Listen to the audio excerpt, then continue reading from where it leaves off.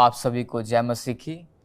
परमेश्वर का धन्यवाद देते हैं फिर से सुनहरे नए दिन के लिए जो उसने आपको और मेरे को दिया, और इस अवसर के लिए जो परमेश्वर ने दिखाया। मैं आशा करता हूं कि आप परमेश्वर के अनुग्रह से अच्छा कर रहे होंगे और तमाम उन आशीषों का आनंद ले रहे होंगे जो परमेश्वर आपके जीवन में दे रहा है।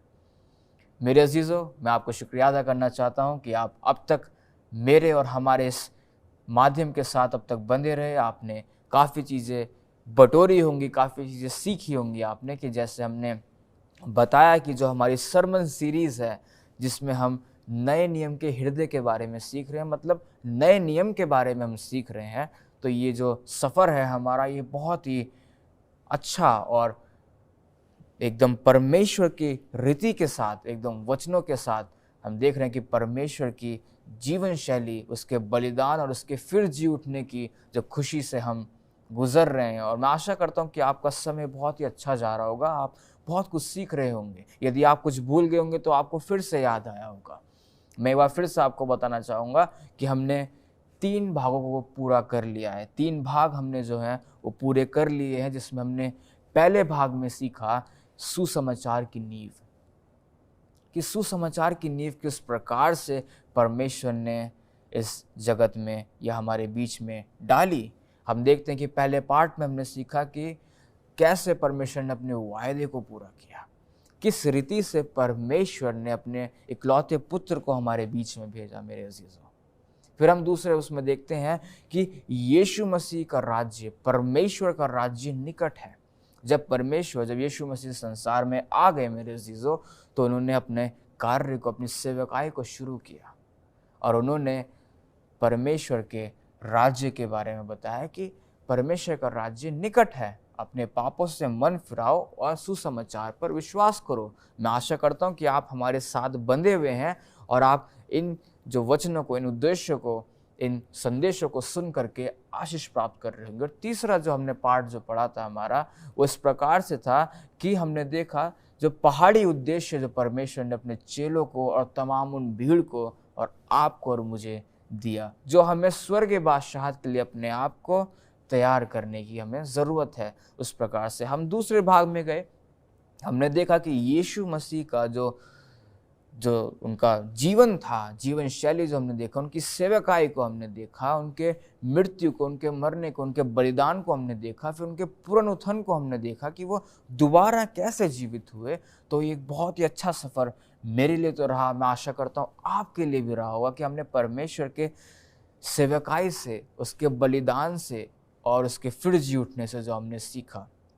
और उसमें हमने देखा कि पहले पार्ट में कि परमेश्वर किस तरीके से मौजे, जो चमत्कार और दृष्टांतों में बात करते, कि परमेश्वर ने चमत्कार और दृष्टांत जो वहाँ पर दिखाए। और दूसरे में हमने देखा कि परमेश्वर का प्रेम और बलिदान, कि परमेश्वर ने हमसे कितना प्रेम किया कि उसने अपना इकलौता पुत्र हमारे लिए दे दिया। यदि मैं आपसे पूछूं तो यहाँ पर निचोड़ निकल के आता है, जैसे कि मैंने बताया था कि हम पहले 2 भाग में पिता और पुत्र के बारे में ज़्यादा पढ़ रहे हैं, और कहीं कहीं पर हमने पवित्र आत्मा के कार्य को देखा जब परमेश्वर चमत्कार करते थे तब। तो मेरे अजीज़ों, मेरे दोस्तों, मेरे भाई बहनों जो इस माध्यम के ज़रिए से मुझे देख रहे हैं या इन संदेशों को सुन रहे हैं, यदि आपने देखा तो आपको समझ आया होगा कि परमेश्वर की एक योजना थी, और योजना ये थी मेरे अजीज़ों कि वो हमें हमारे पापों से नजात दिलाए, हमें हमारे पापों से मुक्त करे और अपनी संगति में लेकर आए। सोचिए मेरे अजीज़ों कि परमेश्वर ने आपसे और मुझसे इतना प्रेम किया कि उसने एक पूरी योजना हमें उद्धार दिलाने के लिए, आज़ाद करने के लिए योजना बनाई। और हमने उस योजना में देखा कि यीशु मसीह का क्या भाग था उस योजना में। पिता की योजना पुत्र ने पूरी करी। और हमने तीसरे पार्ट में देखा, दूसरे भाग के तीसरे पार्ट में हमने देखा कि परमेश्वर फिर जी उठा, मुर्दों में से परमेश्वर फिर जी उठा, और उसने शैतान को हराया और मृत्यु को हराया। तो यानी अगर हम मर भी जाएं और यदि हम परमेश्वर में विश्वास रखते हैं तो हम जीवित रहेंगे। ये परमेश्वर का वायदा है, और एक आशा उसने हमारे लिए छोड़ी। और हम तीसरे भाग में जब गए तो हमने देखा कि कलीसिया का, चर्च का जन्म कैसे हुआ। और जहां हमने पहले पार्ट में पढ़ा कि परमेश्वर ने पवित्र आत्मा कैसे उंडेला। पेंतिकोस के दिन यदि आपको याद होगा तो हमने देखा कि पेंतिकोस के दिन जब चेले एकत्रित होकर के प्रार्थना कर रहे थे तो पवित्र आत्मा उनके ऊपर उंडेला गया। और फिर हमने दूसरे पार्ट में देखा कि सेवकाई कैसे शुरू हुई, परमेश्वर के सुसमाचार की जो नींव थी उसको आगे कैसे बढ़ाया गया चेलों के जरिए। जब वो अन्य भाषा में प्रचार करने लगे, जब वो बताने लगे परमेश्वर के सुसमाचार को, उसकी खुशखबरी को बांटने लगे लोगों में, तो लोगों के मनों में कार्य हुआ। लोगों ने अपने जीवनों से पश्चाताप किया, अपने पापों से पश्चाताप किया, अपने जीवन को बदला और वो परमेश्वर की संगति में आने लगे। मेरे अजीजों, हमने देखा कि किस रीति से वो ये कार्य पूरा हुआ। और हम देखेंगे आज जो हमारा चौथा भाग जो होगा मेरे अजीजों, आज बड़ा ही अद्भुत समय है। मैं आशा करता हूँ कि आप इस समय को बड़ा ही आनंद लेकर के सीख रहे होंगे इस समय से, और ये सफ़र बहुत ही यादगार रहेगा क्योंकि हम इसमें नए नियम के बारे में हम सीख रहे हैं कि परमेश्वर पिता, पुत्र, परमेश्वर और पवित्र आत्मा किस रीति से काम कर रहे थे। तो हम कदम से कदम मिला के चल रहे हैं और एक एक चीज़ों को हम लोग सब कुछ एकत्रित कर करके हम आपको बता रहे हैं, और आपको मैं आशा करता हूँ कि आपको समझ आ रहा होगा और आप इसका आनंद उठा रहे होंगे। तो आज हम अपना चौथा भाग्य शुरू करने वाले हैं। परमेश्वर का धन्यवाद देते हैं सुंदर दिन के लिए जो परमेश्वर ने आपको और मेरे को दिया कि हम अच्छी रीति से, अच्छे स्वास्थ्य के साथ और अच्छी आशीषों के साथ परमेश्वर के उसके अनुग्रह के अनुसार अपने चौथे भाग को हम शुरू कर सकते हैं। तो हमारा जो आज का शीर्षक होगा वो ये है कि परमेश्वर के लोगों के रूप में जी रहे हैं, लिविंग एज गॉड्स पीपल। परमेश्वर के लोगों के रूप में जी रहे हैं। और जो उसमें 9वां दिन है हमारा, याद रखिएगा कि हम 13 दिन के इस सफ़र में हैं और आज हम 9वें दिन पे आ चुके हैं। 9वें दिन को हम करेंगे। तो आज का जो शीर्षक है हमारा, विश्वास द्वारा उचित ठहराए गए। किसके द्वारा? विश्वास द्वारा उचित ठहराए गए। मेरे अजीजों, हम अपने सुविचार में, अपने उद्देश्य में आगे बढ़ने से पहले, अपने पैगाम में आगे से बढ़ने पहले, आइए हम एकत्रित होएं और अपने हाथों को जोड़ें, अपनी आंखों को बंद करें और हम प्रार्थना में जाएं। आइए हम प्रार्थना करें। आइए हमारे जीते महान पिता परमेश्वर, इस सारे जहां को बनाने वाले जिंदा खुदावन मसीह, बड़े ही नरम और दीनों के आपके चरणों में आते हैं पिता परमेश्वर, और अपने आप को आपके आगे रखते हैं। हम जानते हैं पिता परमेश्वर कि हम गुनहगार हैं, बदकार हैं, हम पापी हैं पिता परमेश्वर। माफ़ी काबिल तो नहीं, लेकिन हो सके तो हमारे गुनाहों को माफ़ करना। धन्यवाद देना चाहते हैं पिता परमेश्वर आपका कि किस रीति से आप हमें अपने नए नियम के हृदय के बारे में बता रहे हैं, किस रीति से आप हमारे साथ हैं और कैसे अद्भुत कार्यों से हमें परिचित कर रहे हैं कि क्या कुछ नहीं किया पिता परमेश्वर। आपने हमें हमारे पापों से बचाने के लिए, हमें निजात दिलाने के लिए, हमें उद्धार दिलाने के लिए पिता परमेश्वर आपने अपने इकलौते पुत्र को हमारे लिए दे दिया। कैसा प्रेम है पिता परमेश्वर आपका। धन्यवाद देते हैं पिता परमेश्वर कि आपकी आशीषों के लिए जो हम अपने आज के इस नए दिन में का आनंद ले रहे हैं पिता परमेश्वर। तमाम उन वस्तुओं का धन्यवाद देते हैं पिता परमेश्वर जो आपने हमारे जीवनों में भेजी हैं पिता परमेश्वर, कि हर एक चीज़ स्वर्ग से है, आपकी ओर से है पिता परमेश्वर। धन्यवादी हैं पिता परमेश्वर दर्शकों के लिए जो हमारे बीच में हमारे भाई बहन हैं, हमारे मेहमानगण हैं पिता परमेश्वर, हमारे दोस्त हैं पिता परमेश्वर, हमारे भाई बहन जो इस माध्यम के ज़रिए से हमारे इन संदेशों को, आपके वचन को सुन रहे हैं पिता परमेश्वर। मैं चाहता हूँ पिता परमेश्वर आप उनके परिवार के साथ होइए, आप उनके हर एक जन के पिता परमेश्वर अपना छिदा भरा हाथ रखिए, उन्हें आशीषित कीजिए पिता परमेश्वर। जब भी आपके पाक कलाम को सुनते हैं, जब भी आपकी ज़िंदगी में झांकते हैं और देखते हैं कि किस रीति से आपने अपने जीवन को जिया, किस रीति से पिता परमेश्वर आपने अपनी सेवकाई की, कैसे अपने आप बलिदान दिया और फिर जी उठे पिता परमेश्वर, और क्या योजना आपने हम मानवों के लिए, हम इंसानों के लिए बनाई पिता परमेश्वर। कितना अद्भुत है पिता परमेश्वर, कैसा प्रेम है पिता परमेश्वर आपका, कैसी दया आपकी है पिता परमेश्वर। हम चाहते हैं पिता परमेश्वर कि ऐसा प्रेम हमें भी करना सिखाइए पिता परमेश्वर। ऐसी दया हम भी अपने इर्द गिर्द जो हमारे लोग हैं, चाहे वो हमारे परिवार में, चाहे हमारे आसपास, चाहे हमारे काम करने वाली जगह, कहीं पर भी हो, हम भी ऐसा दया दिखा सके पिता परमेश्वर। धन्यवादी हैं पिता परमेश्वर आपके फिर से सुंदर जीवन के लिए जो आपने हमें दिया। इस नए दिन में आपने हमें प्रवेश कराया पिता परमेश्वर, उसके लिए आपके धन्यवाद देना चाहते हैं पिता परमेश्वर, जबकि आज अपने चौथे भाग को शुरू करते हैं पिता परमेश्वर। आप हमारी अगुवाई कीजिएगा पिता परमेश्वर, आप हमारे साथ होइएगा, ताकि हम जब आपके पाक कलाम को, आपके वचन में जाएं पिता परमेश्वर, आपका पवित्र आत्मा हमारी अगुवाई करे पिता परमेश्वर, ताकि हम आपके वचन को अच्छी रीति से और समझने वाले हो सके पिता परमेश्वर, उस पर मनन करने वाले हो सके पिता परमेश्वर। सारा आदर महिमा आपको देते हैं पिता परमेश्वर, क्योंकि आप उसके योग्य हैं, क्योंकि आपने इस संसार को बनाया, हमें बनाया पिता परमेश्वर। कितने अद्भुत विचार और कैसी महानता है पिता परमेश्वर आपकी। धन्यवाद है, आपने हमारी प्रार्थनाओं को सुना और उत्तर दिया पिता परमेश्वर। छोटी विनती आपके प्रिय बेटे यीशु मसीह के नाम से मांगते हैं, आमीन। मेरे अजीजों, फिर से परमेश्वर का धन्यवाद देना चाहते हैं कि इस सुंदर समय के लिए और नए दिन के लिए जो परमेश्वर ने दिया। आज हम अपना नया दिन जो है शुरू करने वाले हैं, जिसका शीर्षक है कि विश्वास द्वारा उचित ठहराए गए। और हम चौथे भाग को शुरू कर रहे हैं कि जो कहता है कि परमेश्वर के लोगों के रूप में जी रहे हैं, लिविंग एज गॉड्स पीपल। मैं चाहूँगा कि आप रोमियो की किताब उसका 3 अध्याय 21 से 31 तक मेरे साथ खोलिए। रोमियो की किताब उसका 21 से 31 तक यहाँ पर मेरे साथ खोलिए, और हम देखेंगे कि परमेश्वर हमसे क्या बताना चाहते हैं, और हम मिल करके इस चीज़ को पढ़ेंगे मेरे अजीजों। देखिए, जब मैं इस चीज़ को पढ़ रहा था तो यहाँ पर लिखा है कि how God puts us right with him. हम विश्वास द्वारा धार्मिकता, कि हम परमेश्वर के साथ कैसे मेल खाते हैं। मेरे अजीजों, यहाँ पर जब मैं इस चीज़ को पढ़ रहा था तो यहाँ पर बताया गया इस चीज़ के बारे में कि व्यवस्था जो परमेश्वर ने हमारे लिए, नियम जो बनाए, जो कानून जो बनाए, हम देखते हैं व्यवस्था विवरण जो मूसा द्वारा लिखी गई है, और सारे वचन परमेश्वर की ओर से आते हैं। परमेश्वर ने अपने इन चेलों को और अपने नबियों को जो इस्तेमाल किया वचन को लिखने के लिए, तो कैसा अद्भुत परमेश्वर है हमारा।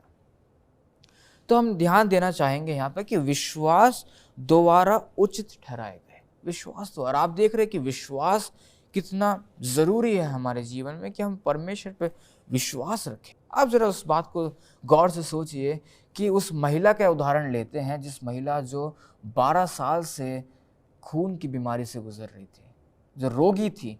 उसका विश्वास देखिए आप। आपने देखा कि परमेश्वर ने कितने चमत्कार, कितने दृष्टांतों में बात करी। चमत्कार की अगर हम बात करें तो परमेश्वर ने ऐसे अद्भुत चमत्कार किए, लेकिन वहाँ चमत्कारों में आपने देखा होगा कि लोगों का विश्वास बहुत ही महत्वपूर्ण भाग वहाँ पर निभा रहा था, कि विश्वास होना बहुत ज़रूरी है। और परमेश्वर का वचन कहता है कि यदि तुम मुझ में विश्वास रखते हो तो वैसे पिता में भी विश्वास रखो। मेरे अजीज, उस बात पे गौर दीजिएगा जरा कि विश्वास, उस महिला ने क्या सोचा कि सिर्फ मैं अगर परमेश्वर के, यीशु मसीह के कपड़े को छू लूंगी तो मैं चंगी हो जाऊंगी। समझ रहे हैं आप इस बात को कि विश्वास कितना महत्वपूर्ण है हमारे जीवन में, कि आप अपने विश्वास को, अपने ईमान को मजबूत करें, क्योंकि हम जानते हैं कि विश्वास द्वारा धार्मिकता, हम विश्वास द्वारा क्या, हम विश्वास द्वारा उचित ठहराए गए। उचित ठहराए गए मेरे अजीजों।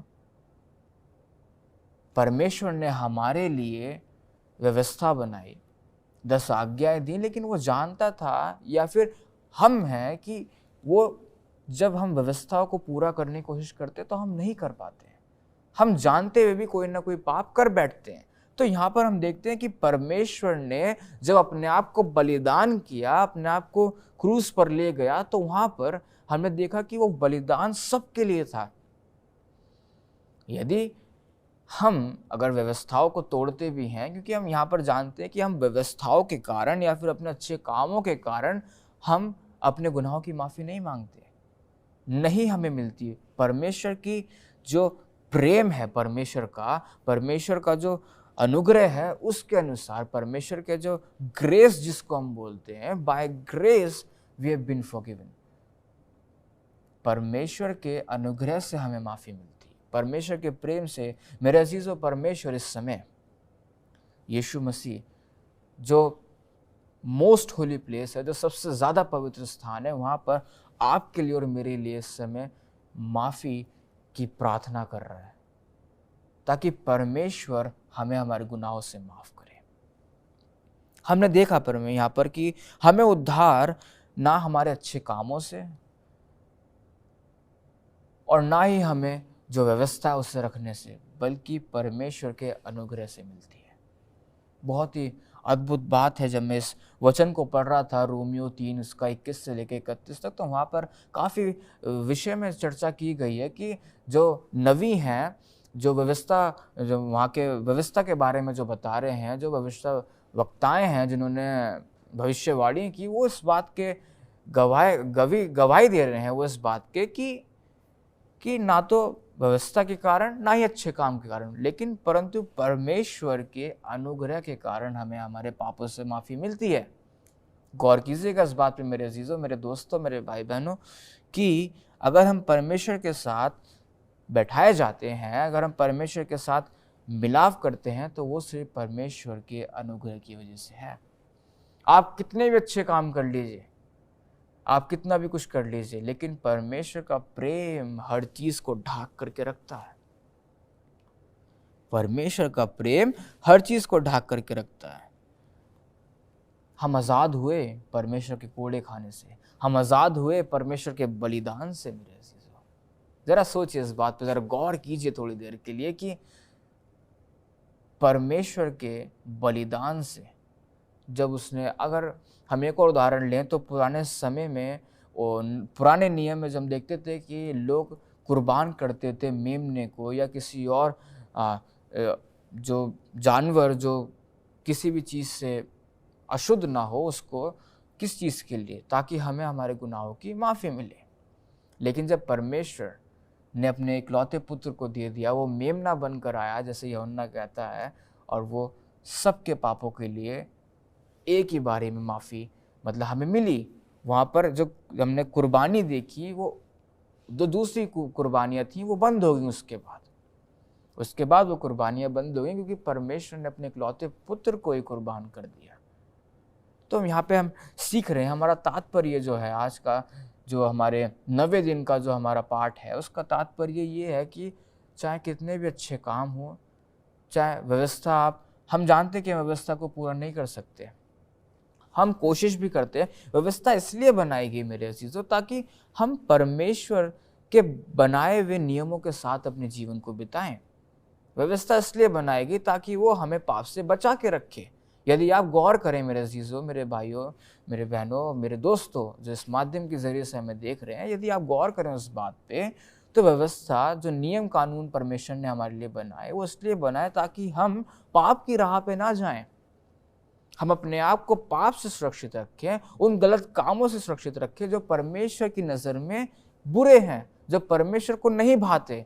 उस चीज़ से परमेश्वर ने छुटकारा देना, हमें बचाने के लिए परमेश्वर ने ये व्यवस्था बनाई। लेकिन जब भी हम व्यवस्था को देखते हैं, पढ़ते, तो इतनी कठिन लगती हैं वो कि हम उनको पूरा कर ही नहीं सकते। यदि हम चाहें तो हम कर सकते हैं मेरे अजीजों, गौर कीजिएगा इस बात पे, यदि हम चाहें, क्योंकि हमने सीखा परमेश्वर यीशु मसीह के जीवन शैली से कि परमेश्वर ने अपने इकलौते पुत्र को मानव रूप धारण करके हमारे बीच में भेजा, और उसने वो साबित किया कि तुम बिना पाप करे रह सकते हो। मेरे अजीजों, वो व्यक्ति यीशु मसीह, जिसने अपने विचारों में भी पाप नहीं किया, जरा गौर कीजिएगा, जिसने अपने विचारों में भी पाप नहीं किया। यदि हम पाप की बात करें तो हम तो हर समय पाप करते हैं, हर समय हम पाप में रहते हैं, क्योंकि हम पाप में जन्मे हैं और पाप में ही मरेंगे हम। परमेश्वर इस बात को भली रीति से जानते हैं, और उन्होंने तभी इतनी बड़ी योजना आपके लिए और मेरे लिए बनाई। उन्होंने अपने बेटे को संसार में भेजा, और वो बलिदान हुए, और उन्होंने हमारे पापों से छुटकारा दिया। अगर हमें हमारे पापों से माफ़ी मिलती है, यदि हम परमेश्वर के साथ मेल मिलाप में आते हैं, अगर हम सही बैठते हैं, तो वो केवल और केवल परमेश्वर के प्रेम और उसकी दया और अनुग्रह के अनुसार है। मेरे अजीजों, आप कितने भी अच्छे काम कर लीजिए, चाहे आप कुछ भी चाहे कर लीजिए, लेकिन परमेश्वर का प्रेम और उसके अनुग्रह, उसकी दया ही आपको परमेश्वर के साथ मिला करके रखती है।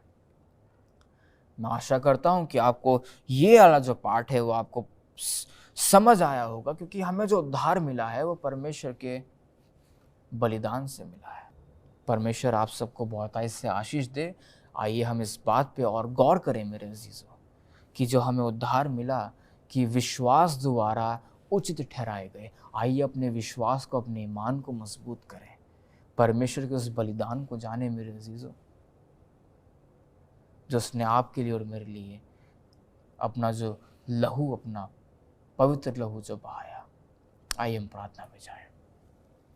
हमारे जीते महान पिता परमेश्वर, राजाओं के राजा, प्रभुओं के प्रभु, हमारे शांतिदाता, हमारे मुक्तिदाता पिता, संसार को बनाने वाले पिता, हमें बनाने वाले पिता, हमारे सृजनहार, बड़े ही नर्म और दीनों के आपके चरणों में आते हैं और धन्यवाद देते हैं पिता परमेश्वर, आपके बलिदान के लिए, आपकी सहायता के लिए, आपके फिर जी उठने के लिए पिता परमेश्वर, और आपकी उस दया के लिए, आपके अनुग्रह के लिए जो आप हमेशा हमारे ऊपर बना के रखते हैं। हम जानते हैं पिता परमेश्वर कि हम सब ने पाप किया है और हमें आपके अनुग्रह की ज़रूरत है, और वो केवल हमारे लिए काफ़ी है पिता परमेश्वर।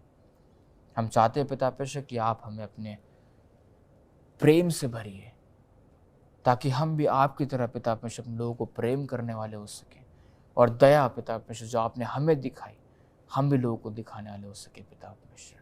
इस छोटी विनती को आपके प्रिय बेटे यीशु मसीह के नाम से मांगते हैं, सुनना और कबूल करना, आमीन।